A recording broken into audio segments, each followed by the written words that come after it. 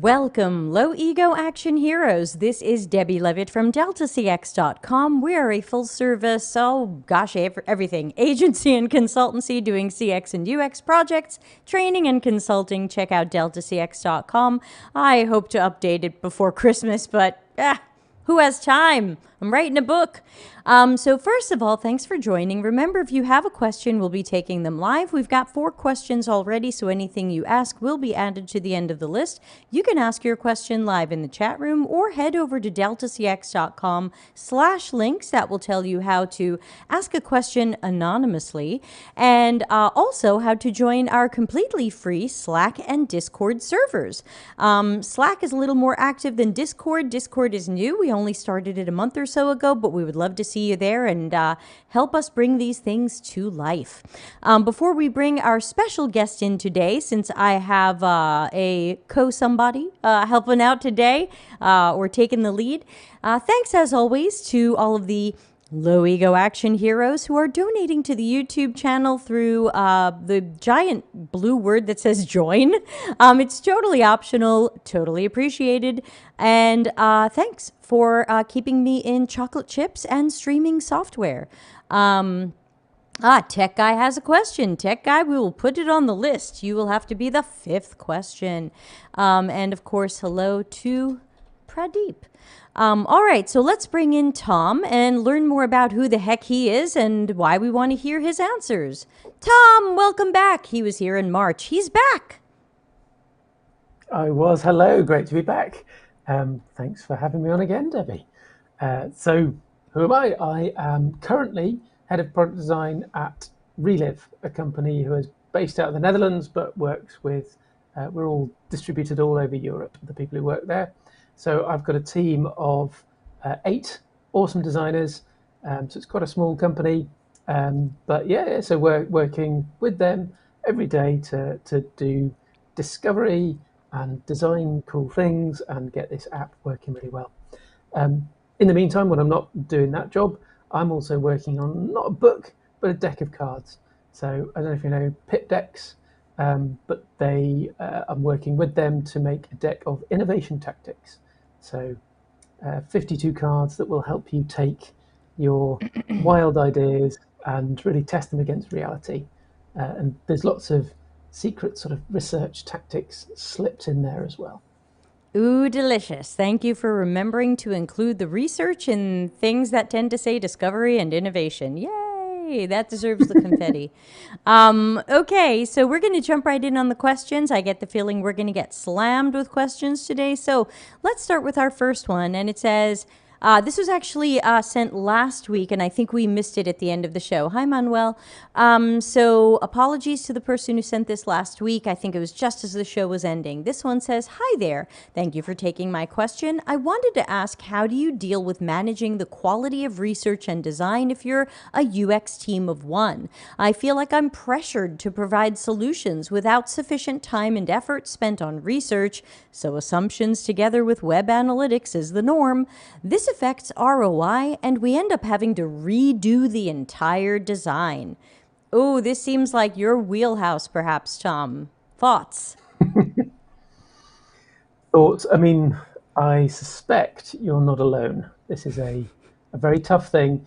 And if you're a UX team of 1, it is really hard to do everything. It's just, there is a lot to do.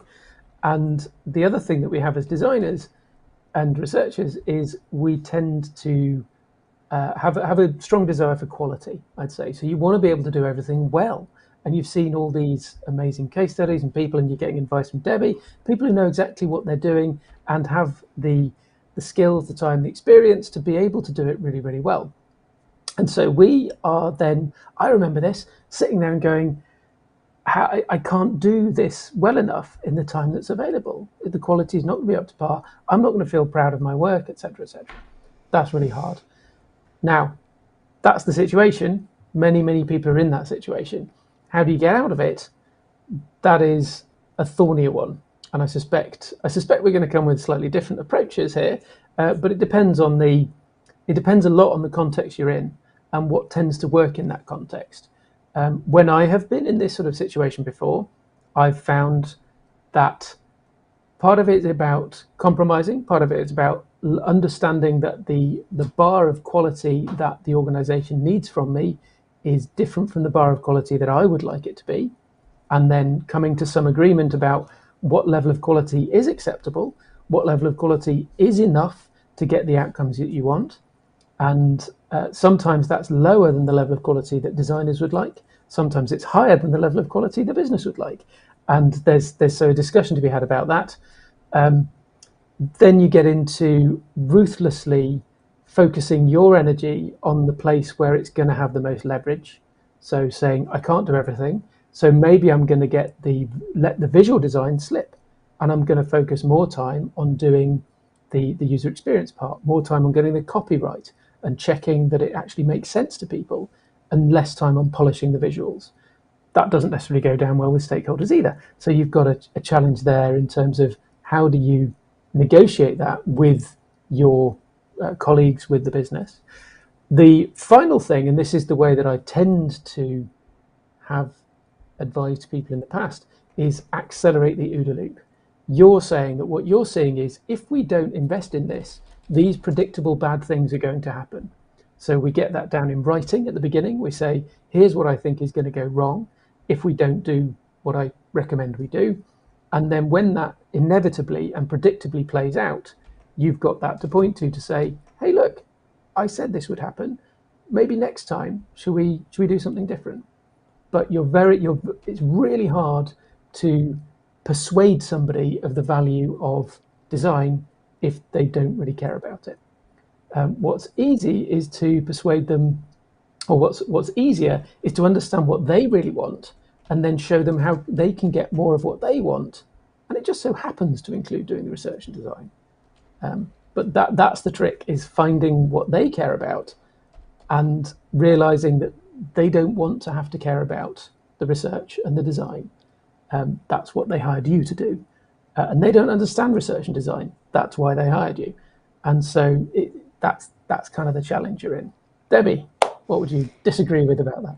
Not much. I think it's unfortunate that we are going to have to compromise on this, but I think this person is saying, hey, there's too much compromise, or if that's such a thing. But I think that the secret to this, in addition to what you said, because I really can't disagree, I would say in addition to what you said, I think the secret sauce is in the question itself. This is affecting the ROI. And I think if you can figure out how you know that, and you can present that to whoever you feel is blocking you, whether it's a teammate or a stakeholder, or if it's a startup, maybe there's a leader or executive or co-founder, you have to show them that, because a lot of time businesses don't want to change until the pain is unavoidable. Right now, it sounds like they can sweep the pain under the rug. We're not really talking about it. You've got to bring it up and put it in their face and say, because we did this, we ended up with this rework. We ended up with these changes. We ended up, I spoke to sales. When we released that, we had 5% of our customers cancel. We had blah, blah, blah. Look at all these negative tweets I found. Wow, the word of mouth about us really is all over the place. You're going to have to prove that it's hurting the ROI. If you're not sure, you've got to prove it. You've got to find these things. Talk to customer support, talk to sales. Get numbers if you can. How many calls did customer support take last month or whatever because of a recent project that you felt was skimped on? You have to show the business where they're feeling the pain. Then what I would add to that is you need a plan. I think a mistake that a lot of researchers and designers and others in UX make is, hey, you didn't give me enough time. Cool, bro. How much time did you need? You need to show up with a plan. You need to show up and say, here's what I can do if you give me a week. Here's what I can do if you give me 2 weeks. Here's what I can do if you give me 4 weeks. And let's compare that to not having good evidence-based design. Let's compare that to cycles of guesses. Let's compare that to all these things that we think are cool because the lean startup said to do them. And now we realize over 90% of people who use the lean startup fail and go out of business. Maybe it's not the best model. So, oops. Thanks tech guy, who I don't have up on the screen, says bang on. So yeah, you've got to find that. Go ahead. So there's one other thing I was going to suggest, built off what you're saying, Debbie, which I think is exactly right. You've got to have a plan. The other thing that I've found, the one thing that I've found really helps is the time machine exercise, which is, it's basically a pre-mortem. So do a pre-mortem before the next piece of work starts happening, before you like get stuck into it and you discover like, oh no, we need more research to do this. Sit down with the stakeholders, with your team, and run the pre-mortem. So that is, you say, okay, let's say we've now launched this, it's 6 months down the line, we shipped it and it's gone brilliantly, it's better than we ever hoped. What are we seeing? And what you're then going to hear is, what are everyone's hopes and dreams? What are they wishing will happen? Then you jump back in the time machine and you go to the horrible world. So then you say, right, now it's the same time, it's 6 months into the future, but this has gone so badly, we wish we'd never even thought of this idea, let alone built it. What's gone wrong? Why is it so bad? Now, I've run this dozens of times now. It's part of the pivot triggers type stuff that I do, which I talked about last time I was on, which is all baked into innovation tactics as well. But this is I've done this with so many teams where you see it in people's eyes. This is the first time they've even allowed themselves to consciously consider that this idea might fail. And what this does is all the experiences Debbie was sharing about, oh yes, last time we got loads of customer support complaints, ROI dropped, all these problems happened. You can then, everyone who's had those experiences will start to map them onto this project because they'll see the similarities. It's just politically really difficult to say what those problems are going to be. Whereas the pre-mortem turns it into a game where it's already gone wrong. So you've got to come up with ideas for why it went wrong. And that's where it allows people to share these things. And once you see all of this bad world laid out, you can then open the door to research. Because the next thing I do is I get people to vote on which of these is the scariest, which of these terrible outcomes is scariest to you. And you'll get then what people are implicitly trying to distance themselves from in terms of the risk. That's the place to start the research. That will then give you a really clear plan to, that's what we need to figure out. Let's go and do that. And you can really open people's minds that way. Yeah, thanks for that. And quick side note, episode 115, which you can find by going to YouTube and writing Delta CX 115. It's got chapters. It's one of our rare videos that actually has chaptering, and you can jump right to something, I think it's 115 and not 116. I invented an impromptu risk mitigation workshop, and it's a cousin of this stuff, or you can also Google the things Tom's talking about. There's pre-mortem and futurespective, which is like the opposite of Agile's retrospective. So there you go. Kayleen, I see your question. I'm going to put it at the end, but you're like question number 10, and we've started a little slowly. So let's jump into the next one. Thank you, Tom. This one says, hello, Debbie. I'm a junior UXer. I currently work for a startup for more than 6 months now. Recently, they want me to own the project and come up with strategy for new features for our product after doing research. What advice would you give me? I'm still learning to do research effectively and UX in general. Whew, that's a big ask. That's the whole job. Right. One thing that I pull on in that is the focus on features, I find, is a trap, usually. So what they want is tell us what to build, but you're not going to find out what to build by thinking in terms of features. So I have a question for you, which is, you're starting to learn how to do research. How much have you done so far would be a question. What do you know so far about your users and about your product and about how they're using your product and about the rest of their life outside your product, which is much more of their life than your product is. So that would be the big question for me, is how much do you know already? And so let's look at some options. If that's not a lot, you're 6 months in, but you haven't actually talked to any users, that's step one. Just go, and I think Erica Hall recommends this. I think it's just useful at any stage of a project, is you just jump on a call with some users and you say, tell me about what you did yesterday. And all you can say is, oh, tell me more. That's your only follow-up question. So it's nothing about your product. It's nothing about your feature set. It's none of that. It's just what's their life. and do that 5 times and see if you don't find a bunch of ideas for things that you could be helping them with, but you're not currently doing. And then that would be a starting point. You can then dig deeper into things that seem interesting from there. Yeah, a couple of things here. I would certainly recommend the videos we've done on task analysis and really diving into people's tasks. So just go to YouTube and write Delta CX task analysis. They should all come up. We've got 3 or 4 videos in that series in the micro lessons playlist.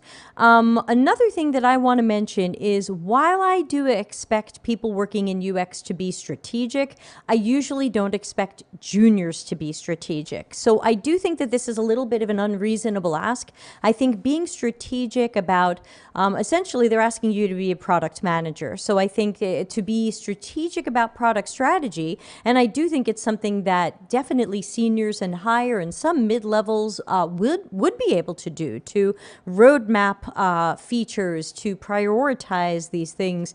I think it's a bit much to ask of a junior. I think this is unfair, and I hope it's not setting you up for failure, because it sounds like you are struggling a little bit and you're concerned.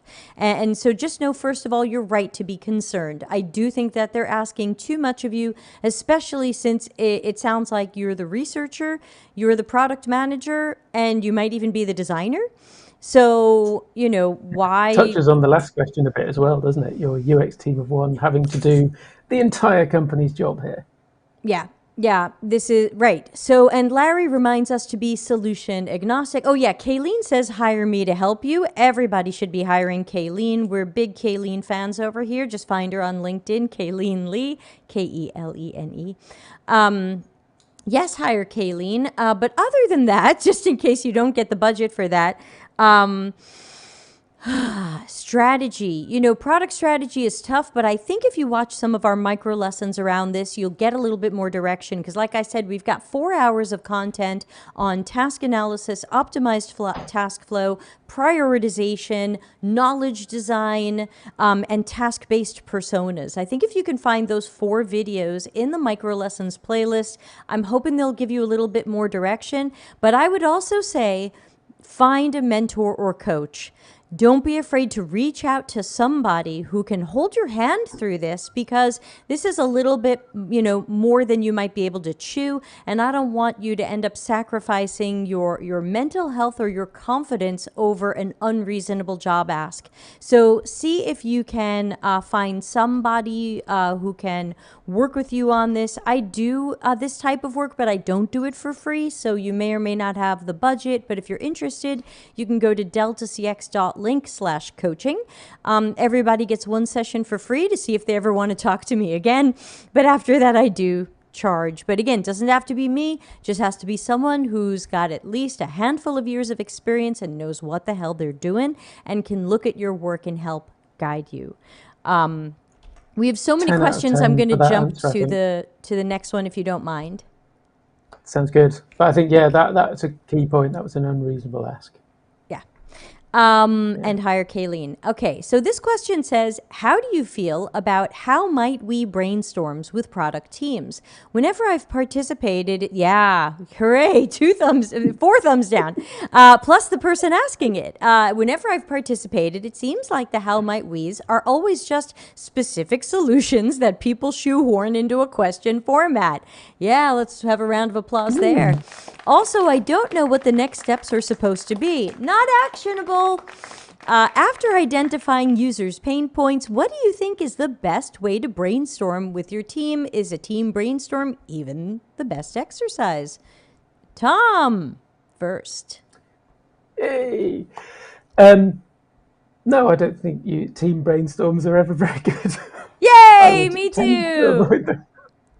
I think, but it's not just our opinions. I think if you look into the research and the literature, brainstorming, the traditional sort of brainstorming, for all its promises, creates a lower variety of ideas, a lower number of ideas. It's just not very useful.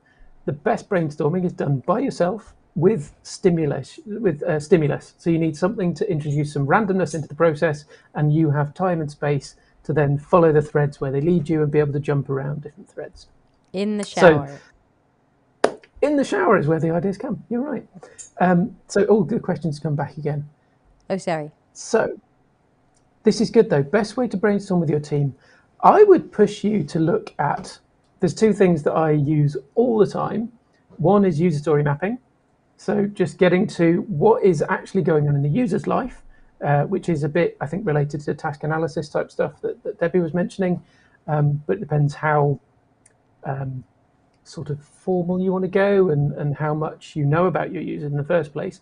But I found user story maps to be just a great way to jump in and start talking about the user instead of about your ideas. And then you can hang your ideas, team's ideas off it. The other thing you can use once you've got your user story map is the, I don't know, if you don't know user story mapping, look it up, but there's an activity level. And the activity level of your user story map is a great place to start building out an opportunity solution tree. That's Teresa Torres came up with this idea, but this is a way of structuring your ideas. You're not a fan?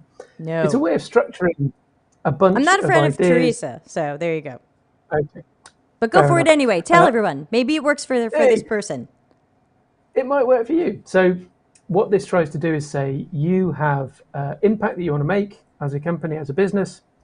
The way I see it is, in order for us to be successful, we're relying on people who are outside of our control to do certain things that we would like them to do. They're not going to do them just because we want them to do them or because we make them do them. That's not going to go well. We're trying to look at, what do people want to do? What do our users want to do? How can we help them have a better time? So the second row of an opportunity solution tree tends to be, we want this business outcome. Well, the users want to do these things. Where within what the users want to do might there be more opportunities, and where might we then tie solutions to those opportunities? So what you're starting to do is, instead of a bunch of random ideas just shoehorned into how might we's, you're actually tying ideas to opportunities that are really there in the reality of our users' lives, not in the mythology of our product managers' heads. And so it gives you a way to hook them all together and tie everything up so it makes sense. And you can find gaps, you can find where brilliant ideas just don't fit in, and you can park them to the side, and then people can get them out and then they can leave them there. But that's one way I would potentially try this. Debbie, you have a different I'm going to approach. jump in. I'm going to disagree a bit on this one. But of course you can still try what Tom is saying. Just because I don't agree doesn't mean his idea wouldn't work or wouldn't benefit you. So don't take it that way. So first of all, I definitely agree that how might we's are poop. And I also feel like it's amazing that for an exercise normally claiming to create empathy, that it's about how might we. I'm like, that's extremely ego-based. So, let's see. X is saying physical business products wanting to shift to modern era. Oh, okay. You have a question. Sorry, I couldn't tell if that was a question or comment. I should start doing what some other YouTubers do and say, you must preface your question with the word question. Okay, sorry. Got it. Added it to the questions. So I think the best thing, one of the problems that I tend to have with some of the methods that were just described, yeah, I know you're out of characters, is that I find that they move the garbage just down the funnel. So, instead of brainstorming over here earlier, well, now we've written some user stories or done our task analysis or done blah, blah, blah, and now we're doing our crappy solutioning. And I think that, so that's why I tend to be against those things. But I think for you, I would also recommend some of the same videos that I was just mentioning, because to me, after you've got your user pain points, hopefully through observational research and not through guessing, but once you have the user pain points, they need to be prioritized. Which pain point are we working on first or earlier, and why? And how do we plan that out, whether that's a roadmap or project planning or however you do it. So to me, thing one, you've got to get that prioritization in there first, but then I don't suggest rushing right into, great, we know these pain points, what are the solutions? Because I think that ends up being some of the same type of theater or rushing to solutions when we have to, especially in these research and strategic phases. I believe we still need to stay solution agnostic and let some of the solutions come later. And that's more into the task-oriented design universe versus the feature-oriented design universe. Larry says, I hate when the user stories describe the product rather than the problem. Yep. 100%. Manuel, I really quickly, I realised just there want to is mention, just want to mention quickly, I'm adding Manuel's question to the end of the list, and then I think we're going to be out of time for questions. So no more questions, everybody. We're barely going to get through the ones that y'all sent. Okay, Tom, go ahead. I just wanted to make it very clear that user story mapping, we're going to look at that specifically, not user stories in that sort of Mad Libs format of, as a user, I want to blah, so that blah. That is garbage. Get rid of it. It's just made up stuff and it's useless. It's empathy theatre, and you just don't worry about it. User story mapping is you're literally telling a story of a user and their life, and it's agnostic of your product completely. This is why I love it. You just have to, you make the team come together and tell a story of what the user's trying to do, what their struggle is, what they're trying to make progress with, etc., etc. And you can even frame it that they're not even using our product. What are they doing without our product? Great. Now what might they do with our product? Fair enough. But you're taking your product out of the mix and removing that bias. Which we would know from task analysis. So again, to me, all roads lead to task analysis if you have the time for good qualitative research. Tom and I are running out of time, so I'm going to jump into the next question. Hi, Debbie. I watched your recent video about business goals. Thank you for that. As interesting and eye-opening as it was, I didn't understand how to tie UX goals and metrics to overall business goals, OKRs, and vision. Can you elaborate on that? Any resources? Tom, obviously you weren't part of that stream, but maybe you can give some advice on tying goals and metrics to business goals. Well, I can say it's hard. I struggled with this for many years because often the metrics world looks far too, sort of spreadsheety. It's people who think in spreadsheets and people who think of the audience as just a bunch of numbers on dials that go up and down, and not as individual people who have complex contexts and stuff going on in their lives that's nothing to do with you. So my take is, again, it's this fundamental point that in order for the business to be successful and to meet its goals, it depends on a bunch of people who aren't the business and are not under control of the business doing a load of behaviors. Those behaviors are the things that I would say you want to focus on. And then the metrics you're going to go for are, what signals are you going to see if those behaviors are happening or not happening, which might be way out of the sorts of metrics that are easy to collect or the sorts of metrics that you already collect. It might mean that you need to go out and find some new sorts of things to measure. What you're going to measure is, in order for us to be successful, we need a bunch of people to do these things. Can we start measuring whether they are doing those things or not? And often the default should be they are not going to do these things. People do not come tugging on us going, please, can you build a feature for me? We have to assume that they don't want it, they're not going to use it, they're not going to keep using it, and we need to go and look for the metrics that are telling us that those things are not, that we can disprove our null hypothesis that it's not going to work. That'd be my take. Okay. So first of all, the point of that stream was just because someone had asked in Slack, I think that day, like, what are business goals? I haven't had a corporate job yet, and I don't even know what these are. And so it was more about what are these and why should we care than tying it. But I think ultimately the tying it problem is because while UX is seen as assistants and pair of hands and order takers, we're not going to be able to tie much to much. And even if our team or our project has good metrics or OKRs and we are measuring some interesting things, we might still not get credit. It might still be, well, thanks product manager for that great roadmap, and thanks business analysts for those wonderful requirements, and thanks engineering for getting it working. And so I think there's the main problem with tying UX to some of the outcomes and things like that is that people just don't really even see us as part of the process. They see us as if we're data entry people who happen to make some screens that someone else wanted made. So ultimately, the value of UX is it doesn't always show up in that story, even when we have good metrics, even when good project or UX metrics are tied to the business goals. The business very rarely says, good thing we had those UX people. Wow, that really turned out so well. Thank you, UX people. So I think we have two separate problems here. One is making sure that our project has the right KPIs, OKRs, or other metrics so that we're measuring. We need to have success criteria. We need to be monitoring this. And then the separate problem, which I think is really the harder one, is, and if these things go well or not well, how can we be associated with that success or failure? And that's ultimately an evolution of the team being treated as a team. If product engineering and UX were treated as the empowered team you keep hearing Agile saying that they are, then UX would be thanked when the metrics turn out well, but we're not. So separate problem, one we're probably not going to solve today, but just heads up. Heads up there. Yeah. One thing I would want to add, if we can add one more tiny little thing, sure. is this relates to that sort of strategy question.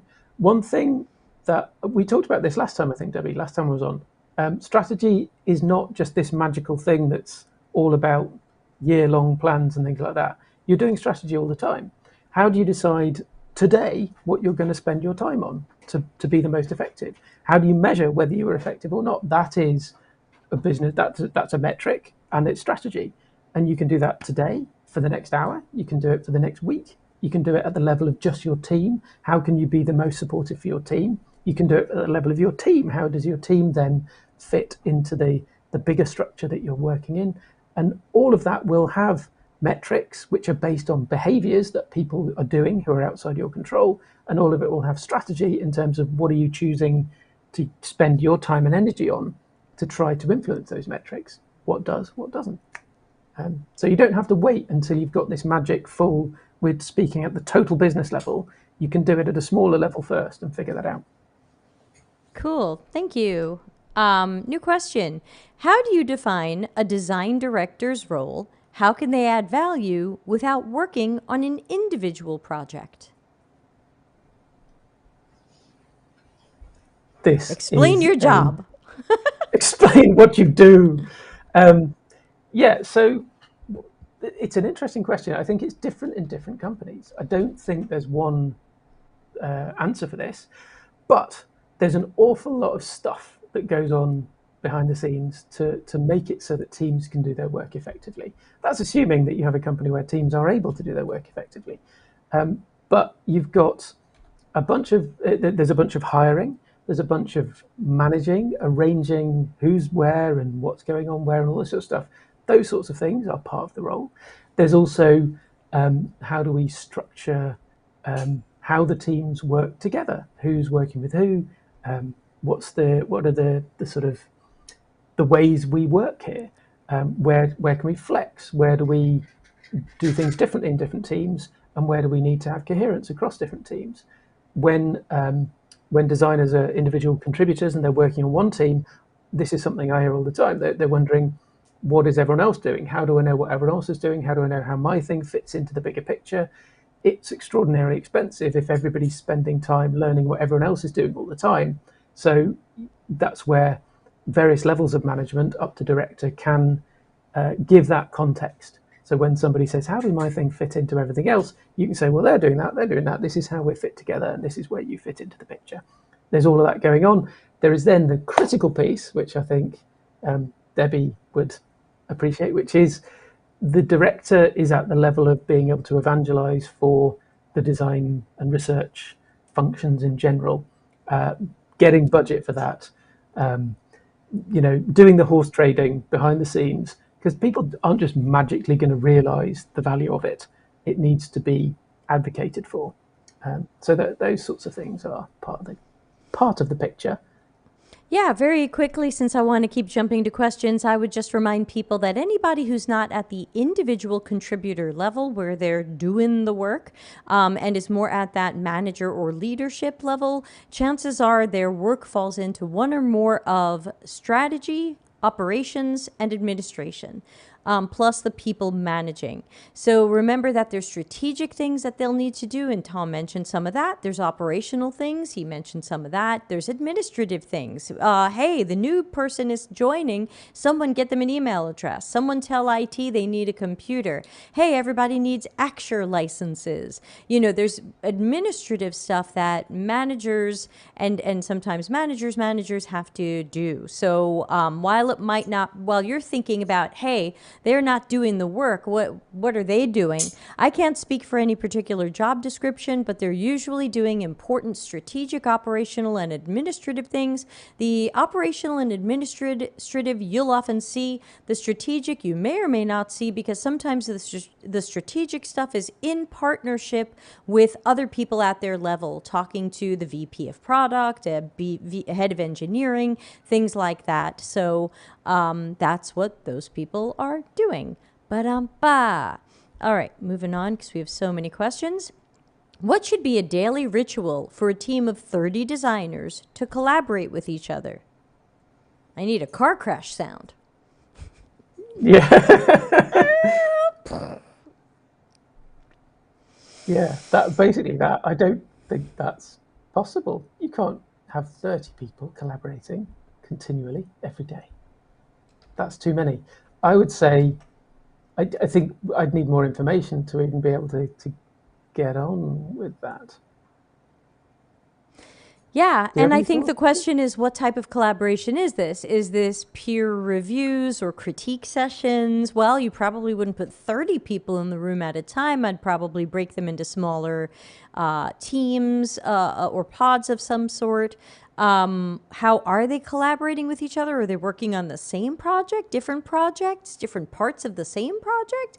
I don't have a good sense here, but I'm also not a daily ritual person. To me, I think my best answer is, I was once dating this first or second date. He's like, should I call you tomorrow? And I said, only if you have something to say. And he was like, oh, that's refreshing. So I feel like we might not need a daily ritual. We might not need to pre-schedule a lot of recurring meetings if we're not sure if we need meeting time. We're already experiencing death by meeting. So I'm not much for daily rituals. Tom, anything to add to that? I think that makes perfect sense. I could say I am a fan of sort of frequent informal things, but that's different from trying to force people to collaborate with one another. I think there's a real value in just having informal chats and gatherings. So something that has worked that used to work in the days when people worked in the office together, was free breakfast. Have free breakfast, people show up for the free breakfast, they get chatting. They don't directly collaborate. It's not like forced collaboration, but they get chatting, ideas come out, people meet each other, build bonds that help them to work better later. But you're not forcing it. It's that sort of thing can work. The thing that I do, or was doing for a while, actually I've stopped doing this now with this current company, was a daily informal coffee chat. So all the designers, we'd just jump on for 15 minutes in the morning with your coffee and just say hello. There was no agenda, nothing like that. And that worked really well for a while, and then it didn't work, so we stopped. And you find other ways to do it. There's not an answer. You just play around. Fair enough. All right.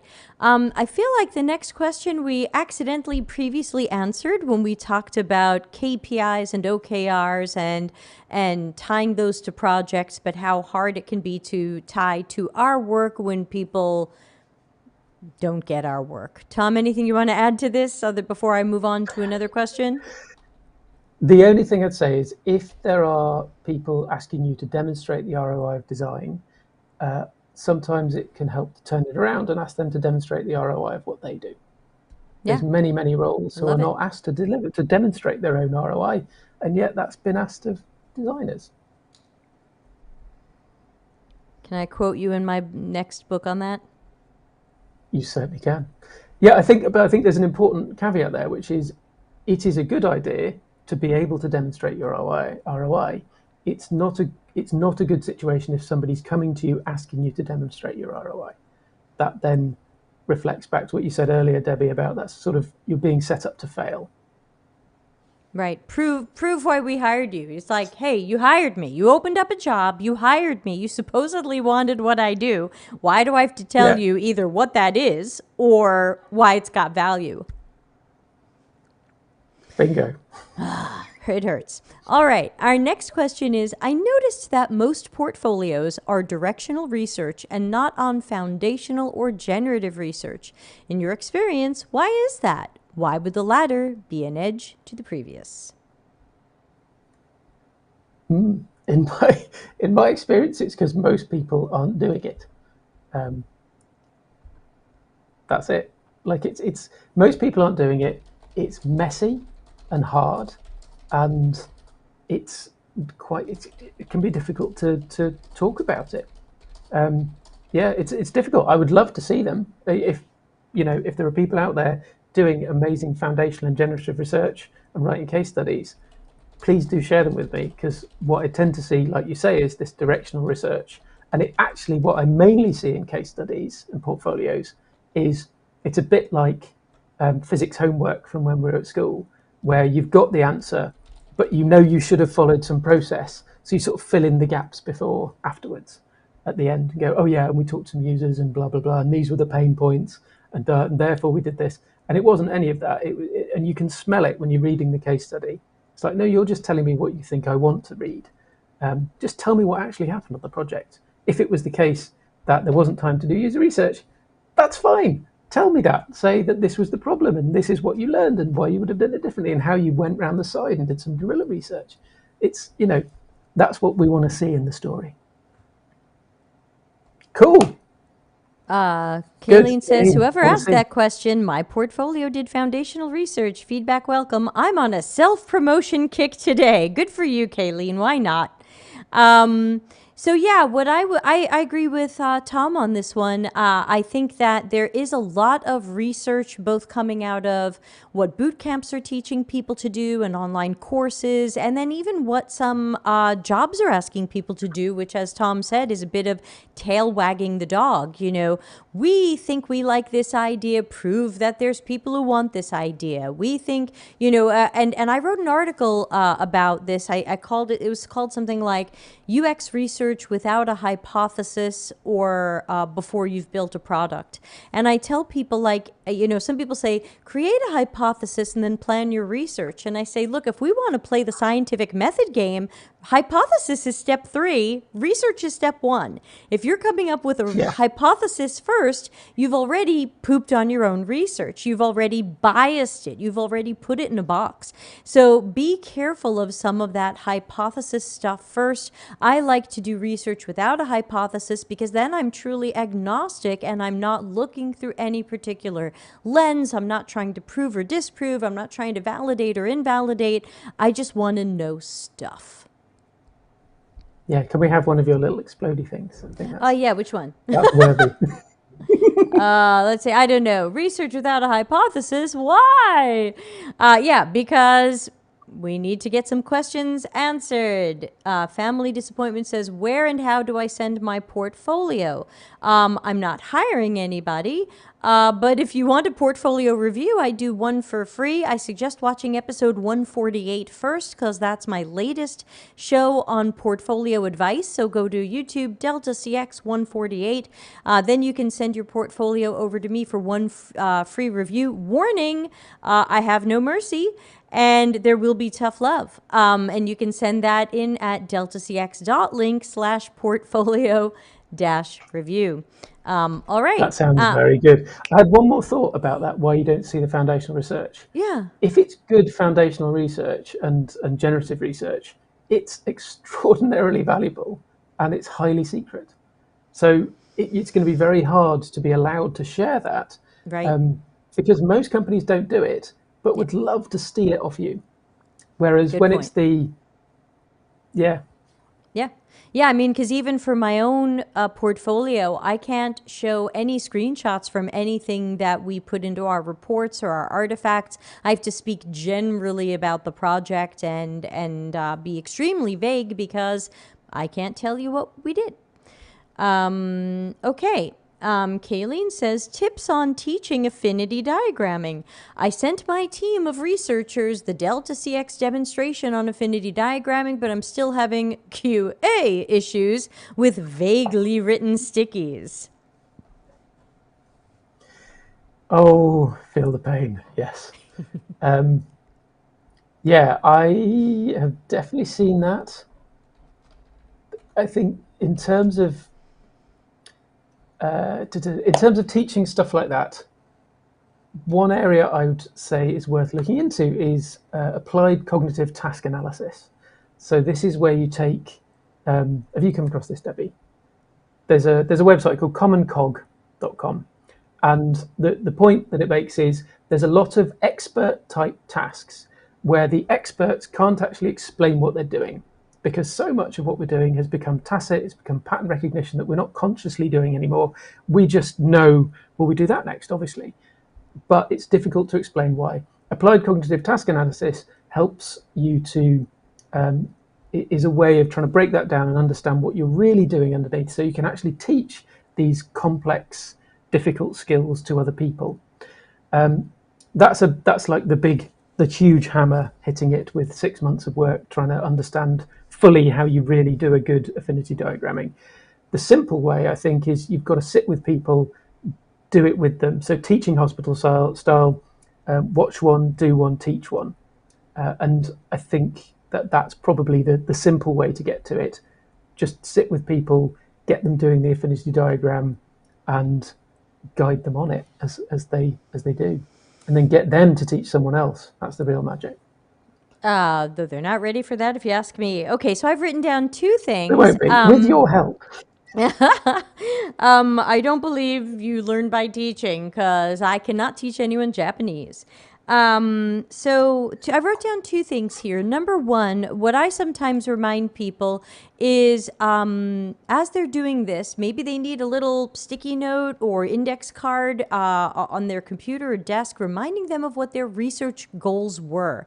I find that vague stickies are sometimes because we think we heard something interesting, but it turns out it's not really related to the research, and it's not really going to help us with any of our insights or opportunities or suggestions. But I think I heard something interesting, or, oh yeah, they do this 3 times a day, when it turns out we kind of don't care how often they do it. So number one, have them focus on what we were trying to learn and what's going to be done with that, ultimately the research information, so that they can try to have a little bit of a self-filter on, well, I guess it's interesting that they did that 3 times a day, but I don't have to make a sticky out of it because it's not really going to be relevant to our ultimate insights and suggestions. The second thing I wrote down is, remember that when you're making an affinity diagram, you don't just fill the screen with stickies and then go, and scene, I'm done. Thank you very much. Affinity diagram finished, and I gotta go. So remember that you're taking lots and lots of passes at this thing.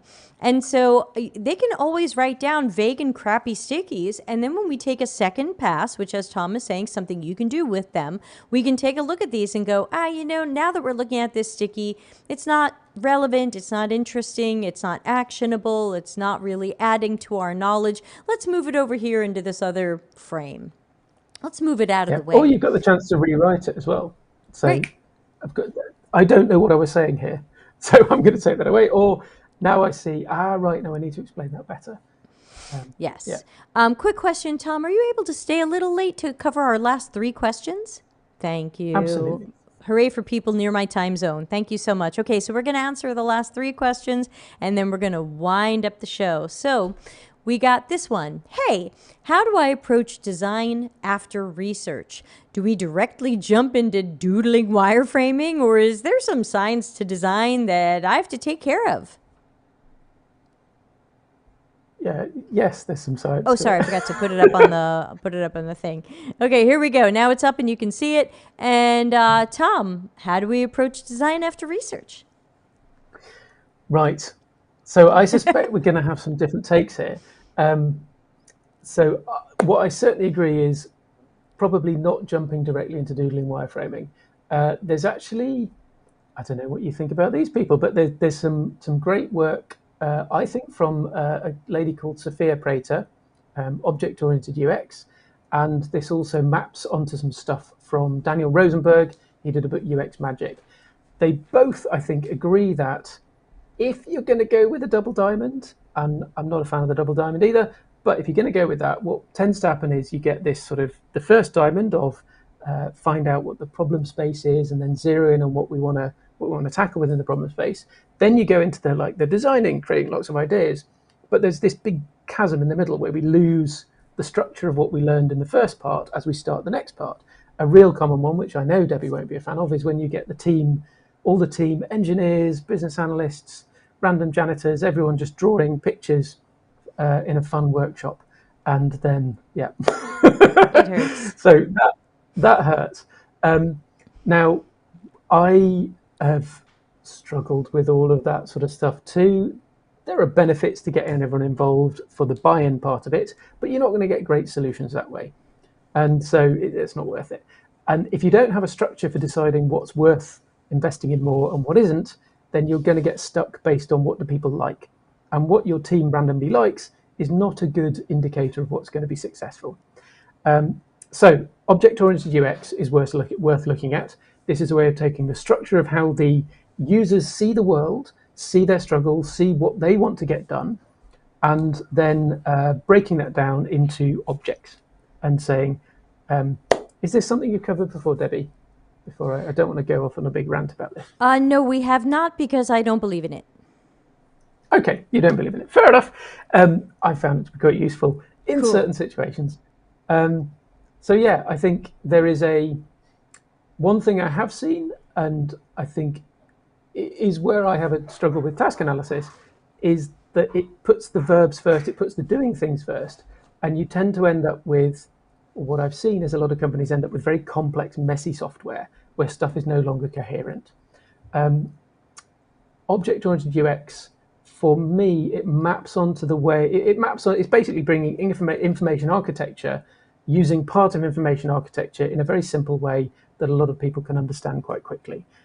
You're making a model, a really simple concept model of the system that you're designing, where you're using the abstraction of objects in order to make sense of a lot of mess from the user's problem space, the user's world, and understand which parts of it you want to engage with and what the users want to be able to do with each of the objects. That was a terrible explanation. I would recommend looking into it more if you're interested and haven't been put off by Debbie's not keenness on it. But I think we both agree there is a part between doing the research and starting the design where you need to synthesize the research and understand what the point of it was, what that means for you when you move into design.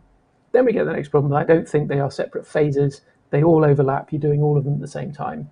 Part of designing is research. Research is designing. You have to do them all together, but that gets more complex. All right, so Tom and I have slightly similar answers. We're just putting some different words on it. I was shown object-oriented UX in 2017, and I didn't like it then, so I've just kind of mostly stayed away from it. I think of it as repackaged information architecture, and I don't think we need information architecture repackaged. I think people should just pursue learning as much information architecture as possible. OOUX might be the Fisher-Price version or a simpler version, but I really think we've got to know our information architecture. And yeah, Larry says, look out, you might have made it sound like objects are features, but we know that if you know object-oriented UX, they're hopefully not. I don't know. It's information architecture. Definitely not. No. Yeah. So ultimately, whether you go with information architecture or it's repackaged OOUX, remember that all of this is supposed to be based on your preferably observational research, that we aren't just guessing what people do or what they need, we know. And what I wrote down was that OOUX still really hasn't caught on. And so just be careful because, in your company, people might know information architecture. They might have heard of it. They might remember when they had specialized information architects. If you come in and say OOUX, now we've thrown a new term at people, and we do run the risk, even though, as Tom is saying, there is a simplification to it. It's got that atomic design kind of thing going for it. But we do run the risk that by using a renamed thingy, where there is a common word for this, that we end up making people feel like they've got to learn something all over again. So ultimately, It is very contextual. Yeah. So just warning there. And Larry's giving me cues too. He wrote green and yellow stickies, so I know he's trying to cue me to say something I was going to say anyway. And that was the main piece that comes between the research being done and the design of the screens or digital interface starting is going to be some sort of optimized user task flow.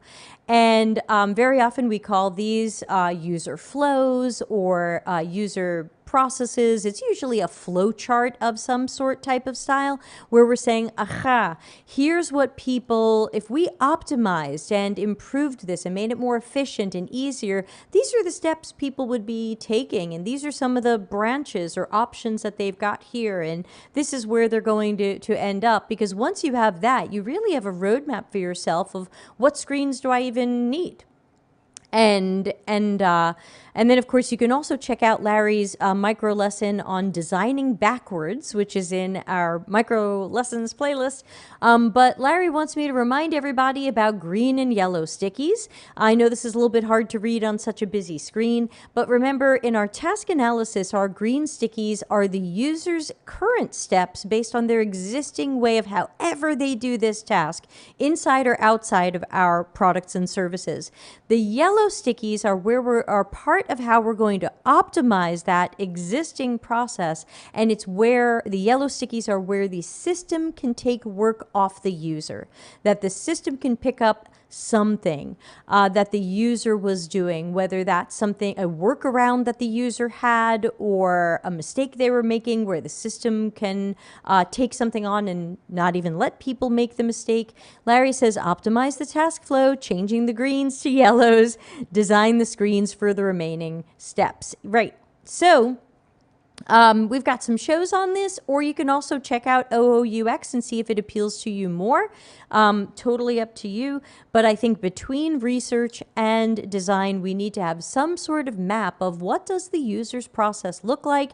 And I find I always see, by the way, I always know it's a mistake when I see portfolios from some of the boot camps and some of the online courses where you'll see someone say, and then I made these wireframes and then I made a user flow. And then I go, you don't know what a user flow is and why we make it or when we make it. Because guess what? This work is out of order. So I think there's an interesting point you made. I just remembered Jamie Mill, who I work with now, has a lovely diagram, the elements of product design, with apologies to Jesse James Garrett. So referencing where he got the basic idea from.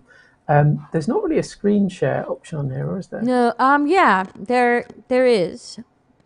There is, but I don't know if I want to share it now. But I'd say look that up. It's called The Elements of Product Design by Jamie Mill, and there's a bunch of layers here, and in it he includes the interaction structure and flow underneath the surface, the screen, the wireframes, all that stuff, and underneath that is the conceptual model. What are the relationships, the actions, information architecture, that sort of thing. And underneath that, you've got the product and service strategy. So there's all these layers between that surface and the user needs and the domain and the observed behavior. So we have these layers, the observed behavior on top of the real world, which is a real mess. We're not observing all of it, we're observing part of it. And then, but this stacking it up shows you that there's a bunch of stuff in between observing users and having screens. Awesome. So I find that's quite helpful. We've got 2 more questions, and Larry says he sent you a connection request on LinkedIn and looks forward to hearing more from you, so everybody can find you on LinkedIn. Yay. Yes, Tom Kerwin, look him up. This one says, hi, 20-year-old physical business, 5 to 6 mediocre products, wanting to shift toward a modern digital era, no product discovery understanding, nor we should build to solve a problem. How might I survive as a UXer? Oh my God. Run! This Yeah. is, yeah, well, you're running or you're playing the long game. This is a, yeah, did you want to play it on hard mode? Yeah, I think it's so, again, it's all contextual. Like, the thing you're going to have to do is bootstrap it all. It's huge. I don't know, Debbie, have you? I know some people who are trying to do this sort of thing, and Yeah, it's it's like an going back to the uphill struggle. digital transformation days. Yep. I think that with this, you have to really push for time for strategy and planning. They probably want to rush into this, and they've heard like we should have a website or we should have a thing. You've got to say, hey, look, slow down. All the companies that you admire, stop and research and strategize and plan. Let's not just run naked into the ocean. There could be a shark. So let's really make sure that we're strategizing and planning this, and we know what we're doing and why, and we have a sense of success criteria. How will we know we're getting this right? Do we have metrics we can watch? What are our desired outcomes as a business, and what can we learn from research are our customers' desired outcomes, and where can we find where those overlap so that everybody wins? So I think the key here is going to be to try to get people to slow down a little and have some sort of strategy and plan.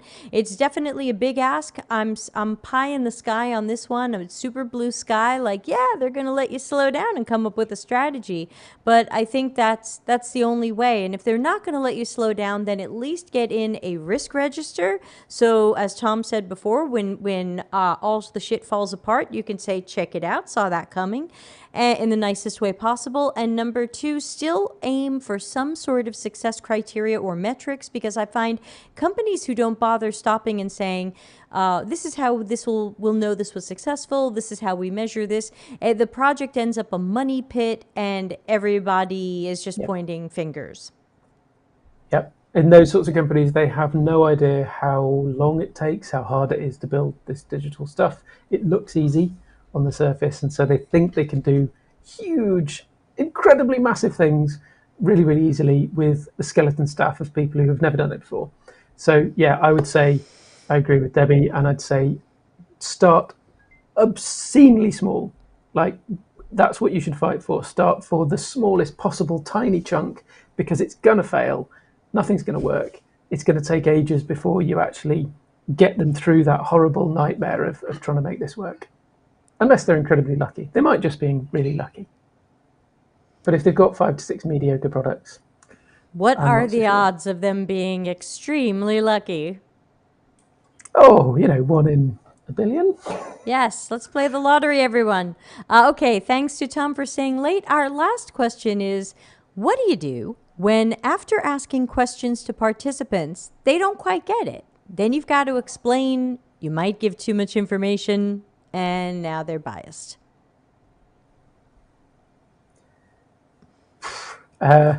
Without knowing the specific question, that would be really hard.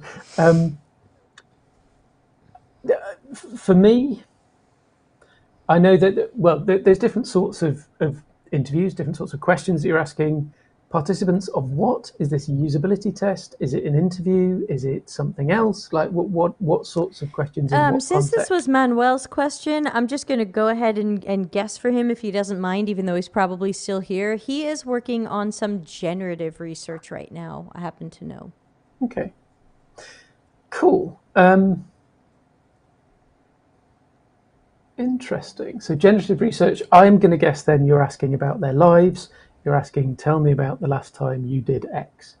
I'm wondering then, I'm a bit stuck as to how you are going to explain to the point where they're biased. Unless they just don't get what you're saying at all, and you're then giving them some sort of scenario that then they imagine is. Yeah, do you have an example, Manuel? Because I'm familiar with some of the questions you're asking, but I am not familiar with how they're going to go that wrong, where someone doesn't even understand what you're asking, and now you've told them too much and biased them. Because I know that you're Yeah. trying to understand more about people's behaviors and tasks, but and I know from working on the apprentice project we have right now, when we were planning some of our questions in the apprentice project, we wrote little parentheses next to some of them, like, what will we say if people say, what do you mean? And we worked ahead of time on what are some minimal non-leading things we can say to people if they say, what do you mean by that? Because we're asking a large, an open question, and some people just run with the open question, and some people say, what do you mean? Larry says, move to the I next see. participant. Just that. No, Manuel's got a very small number of people he's working with. He cannot afford to lose one at this time, I believe. Yeah. One I'm general thing curious. that I tend to do is step out a layer of context. So the biasing thing, I think, is if you go more detailed and try to focus them on something that might not be relevant, actually. Whereas if you step out and say, well, think of it. So if you're asking them about the last time they did a particular task and they're not understanding what you mean, then step out to the next context in which that task is relevant and say, well, what was the last time you were doing a bigger thing than that task, the thing that that task is part of? Maybe it was their day at work, and they just talk through that instead. And then you're helping them to get back to being in that situation where then it might start to connect. That would be the one thing that I could think. But yeah, it's difficult to know. Analogies Yeah. is an interesting idea. Analogies. Yeah. And again, I'm not totally sure what kind of question is going wrong because, again, I know he's asking people questions about some of the ways that they organize and perform their entrepreneurial activities. He's talking to some small business people who might be sole proprietors from his neighborhood and asking how they um, negotiate with clients and come to agreements on prices and things like that. And so I'm not sure how Okay. you can over explain that and end up biasing them. Want to know examples? Maybe send it to me privately, Manuel, and I'll help you out with this if you don't want to post it here. Oh, I asked them some questions regarding how they negotiate. Some didn't get it. Then I have to explain it more. Then they just give me answers based on my explanation. Okay, my first question is two things that come to mind. First of all, is this a language thing? Could you have said this in a way to them that would have made more sense? Because it kind of, I guess, is connected to my second thing, which is, does the word negotiation make sense to them? Is there a word Yeah. that they use that is in their mental model, that is from their perspective? Maybe they don't think of this as a negotiation. Maybe they just think of this, sometimes take these words out if they confuse people. Instead of saying, how do you negotiate with your clients? You can say, what do you do to end up at a certain price? Yeah, I think that's a What? great example. And I would say, as the other thing that I tend to advise people is don't ask for the generalized version of it, like how do you negotiate, but ask for the specific, most recent example of it, or a couple of examples if you want to. Often, when you say, how do you in general negotiate, what you get is the answer of how they think it ought to work, but not the reality of how it actually works. And so instead, if you step back to, what was the last time you like signed a deal with a client? And then you can say, oh, what were all the steps in that? And you start to see where the negotiation also fits into the client journey as well. And then I think Debbie's exactly right. Maybe they don't think of it as negotiation. I don't know if that helps. Yeah, and I would just stay away from things like, how do you talk to the client about the price? Because maybe it's not spoken for some reason. How do you agree with the client about the price? It sounds like they don't agree from what Manuel's already told me. So you just have to make sure you're working on, this is part of the magic of being a researcher, is you have to work on a question that is open and broad and neutral and doesn't push people to think of something in particular. But I think if some of the words that you're using, like negotiation, don't match the way that they're like when Manuel and I were talking, I think I used the word like, do the entrepreneurs invoice the clients? No, they don't. They like write it down in a notebook, and so don't use the word invoice because that's just going to be from some other universe. This is information architecture reminds us to communicate with people using the terms that make the most sense to them, that match their world. And maybe these And terms figuring just out don't that, match. yeah, and this is part of research, is asking the questions wrong and confusing people and realizing this is something I need to learn. So it's all part of the journey. It's good.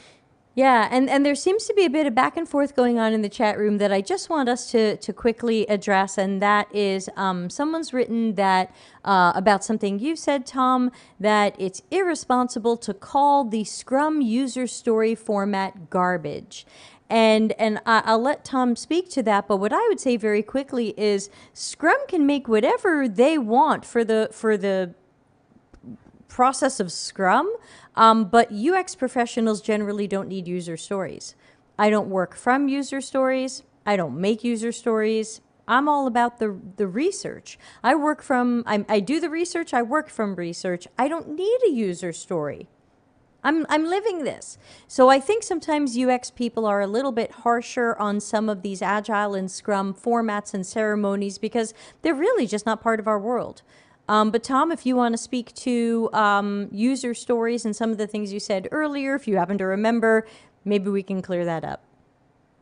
Yeah, I do remember. I was You were there. feisty and said, yeah, I was there. I have a personal antipathy towards that form of story. I find it's a way of people turning off their thinking. And so I do have a big problem with it. I'm interested to dig more. I don't know, maybe it is irresponsible. The context I've worked in, it's helped when we have removed that sort of thing. It hasn't made things harder for anyone.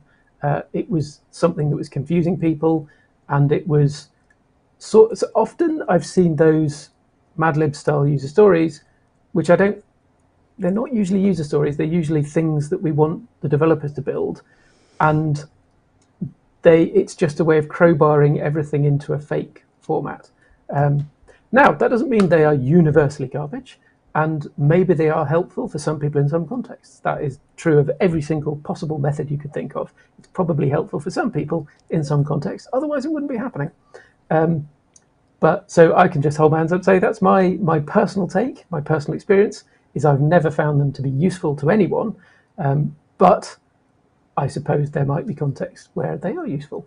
And maybe there are contexts where you're required to do it and actually fighting it would be bad, in which case you might need to take a different approach.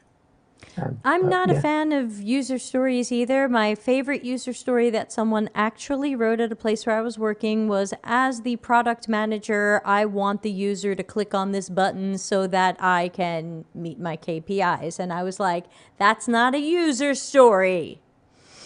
It's honest, at least. That's more honest than most of them that I've seen that are bad.